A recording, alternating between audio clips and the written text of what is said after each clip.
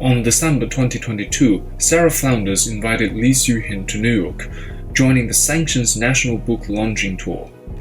Community activists from 4 cities across the US invited authors of the book, including Sarah Flounders, Li Xuhin, and others, to speak at the local event. First stop is the Philadelphia.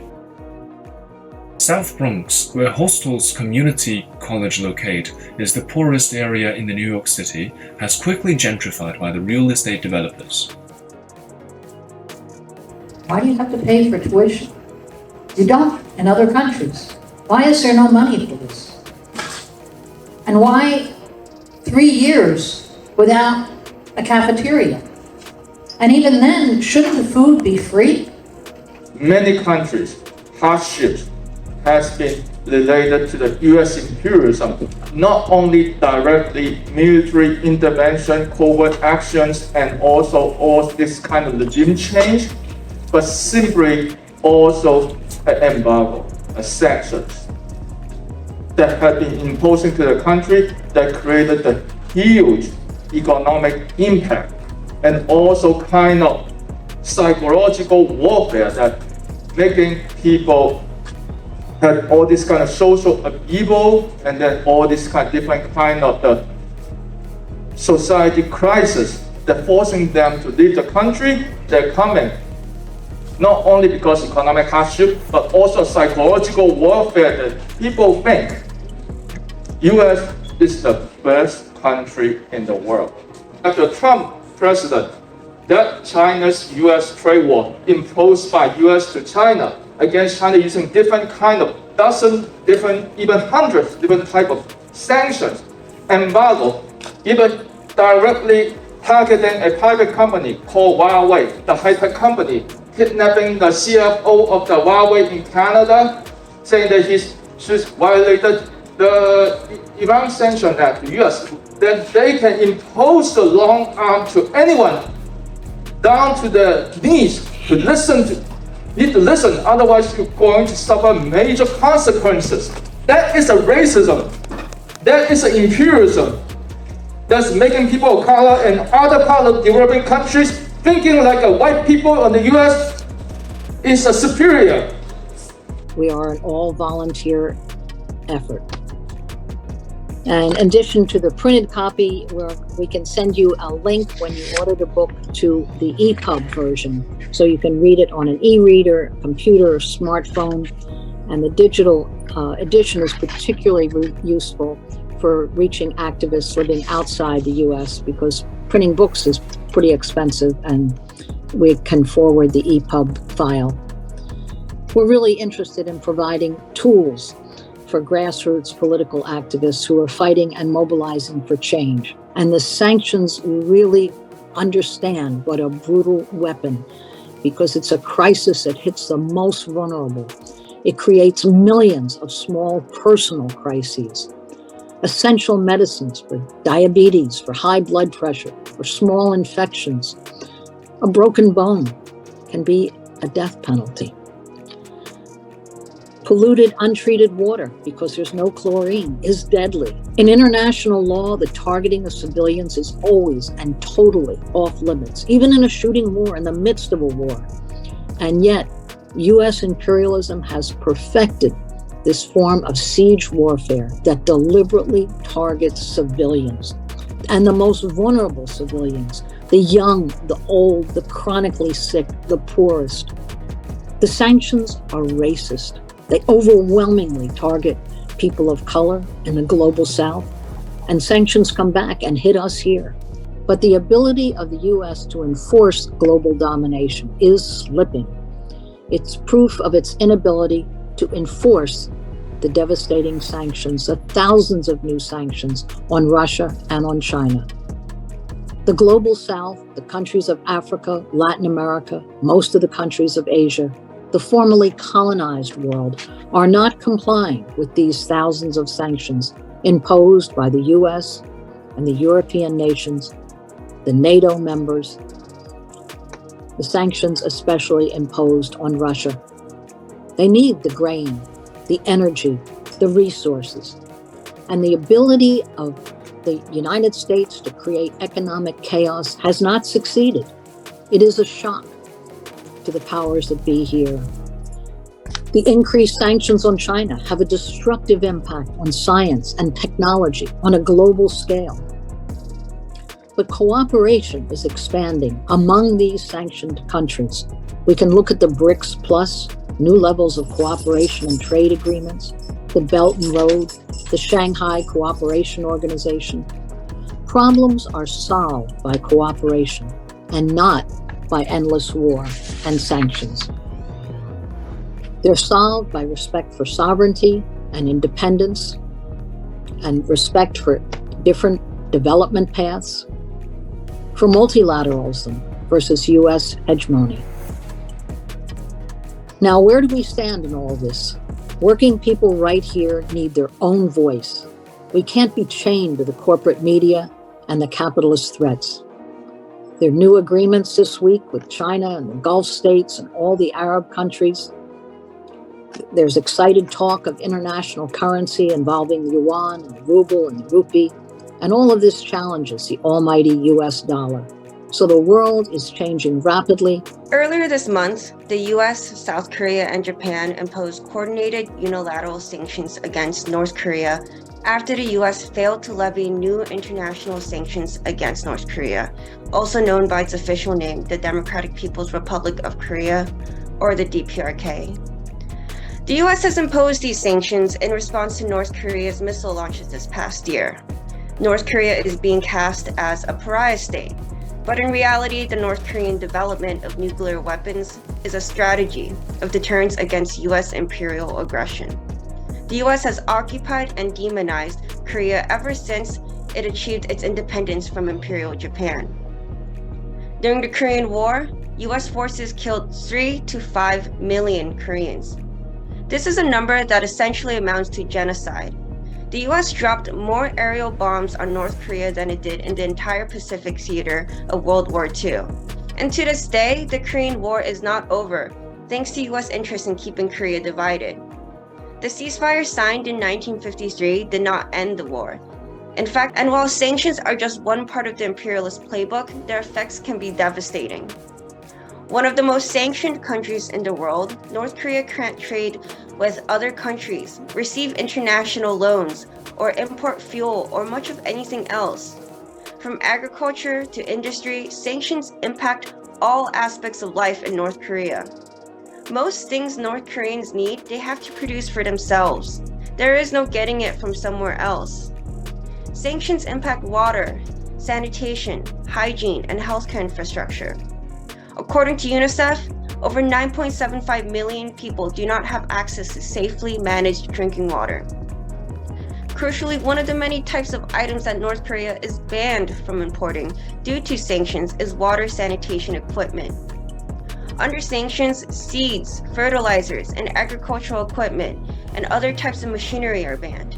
And contrary to popular narratives that claim North Korea's government is intentionally withholding food from its population, food insecurity in the country is driven by a lack of access to modern agricultural equipment and techniques, and is amplified by natural disasters and the impacts of climate change.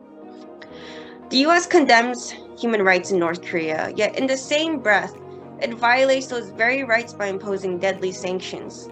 The US claims to want to end the Korean War, yet in the same breath, the US imposes greater sanctions as an act of warfare, knowing full well that North Korea sees lifting sanctions as a precondition to negotiations to ending the war.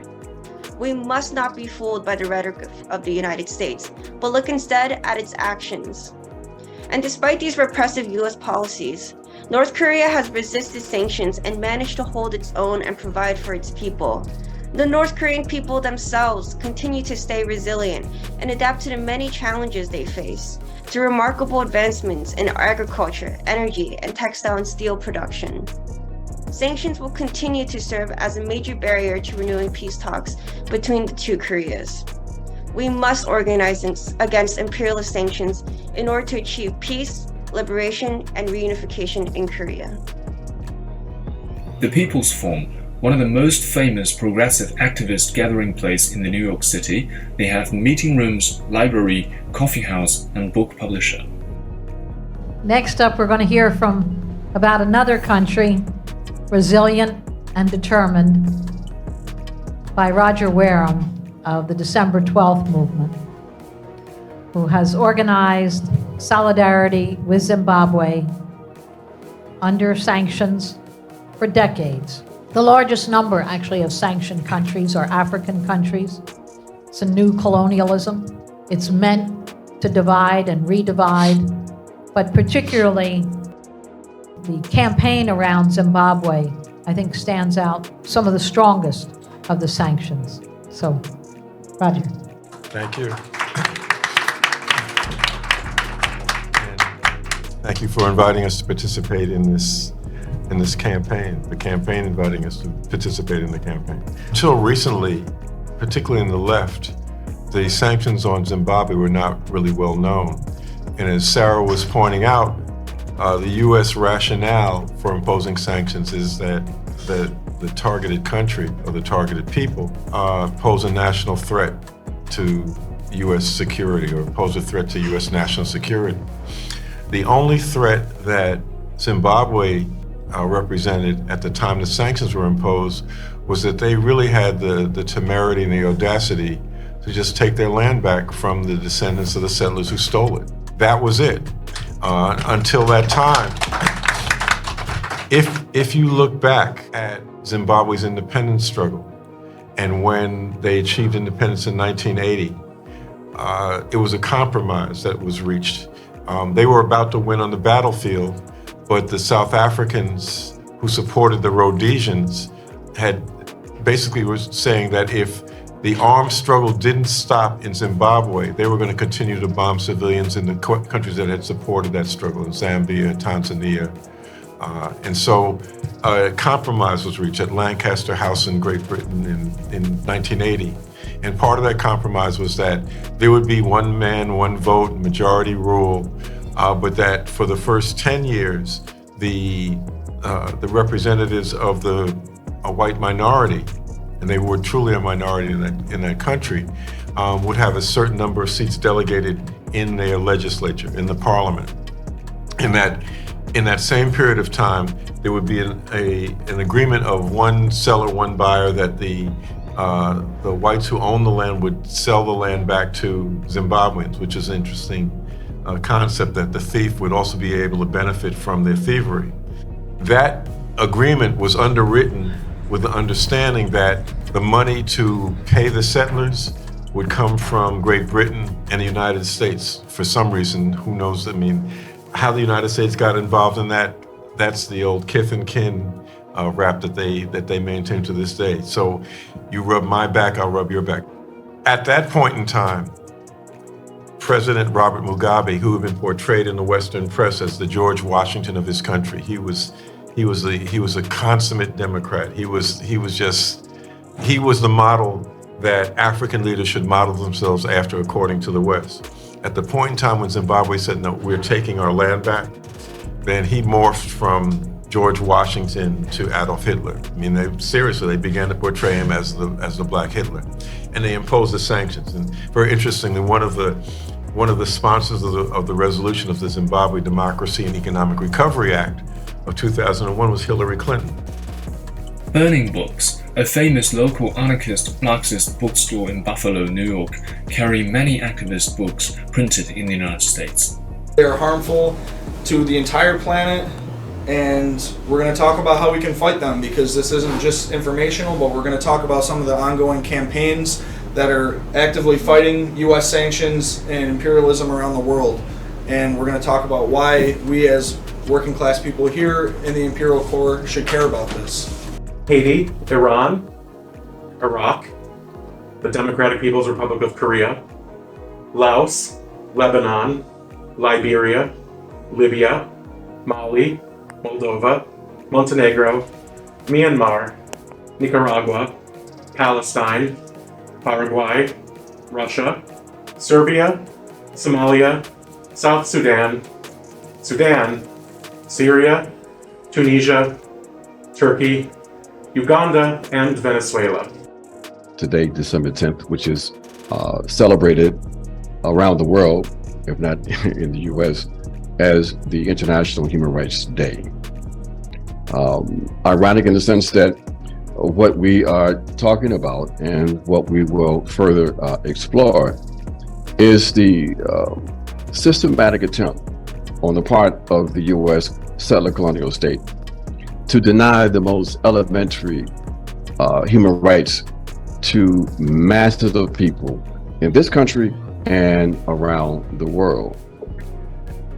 It's important to note that the U.S. is the leader of the Western Bloc, and its objective is to maintain the global hegemony of the pan-European white supremacist colonial capitalist patriarchy that emerged in 1492 and represents the hegemonic force that we are all struggling against today. In order to maintain that hegemony, they have decided that they are going to engage in open forms of warfare. And it's important to note that this sanctioned weapon is in fact a weapon of war. It has devastating consequences for society throughout the world, and it results in death and destruction in a real way. Since February this year, the imperialist powers of the US, Canada, the European Union, and Britain have imposed massive, unprecedented, unilateral, and illegal sanctions against Russia. These sanctions are very wide-ranging. Russia's been cut out of SWIFT, which is the global messaging network for international payments, in order to try and cripple the Russian economy. Russian banks have had their assets frozen, over $1 trillion worth of assets. Biden ordered a ban on Russian energy imports to the US. Easy enough for him to do, given that the US was importing precious little Russian energy in the first place. But the story in Europe is much more complicated. Germany, for example, has been reliant on Russian energy for more than 50 years. It's kind of interesting to observe here that no countries whatsoever were sanctioned as a result of the West's genocidal wars on Iraq, or Afghanistan, or Libya, or Yugoslavia. You know, there's this liberal narrative going around that, well, Russia's invaded another country and, we've got to do something, therefore sanctions are justified. Even if you accept that argument, and obviously you should at least ask why these rules don't apply when it's the US and its allies that are doing the invading. The corner of Biden's foreign policy has been to essentially recreate the Cold War alliance, when the freedom-loving West united under US leadership against the evil commies of the East. And now Biden is looking to get the band back together, to revive that same project, a hybrid war against socialism, against sovereignty, and against multipolarity. It's a manifestation of the project for a new American century. Now that was a neocon project, a neocon concept, a Rumsfeld, Cheney, Wolfowitz concept, but it's been taken up by successive Democratic and Republican administrations. As far as foreign policy is concerned, there's only one party, the War Party.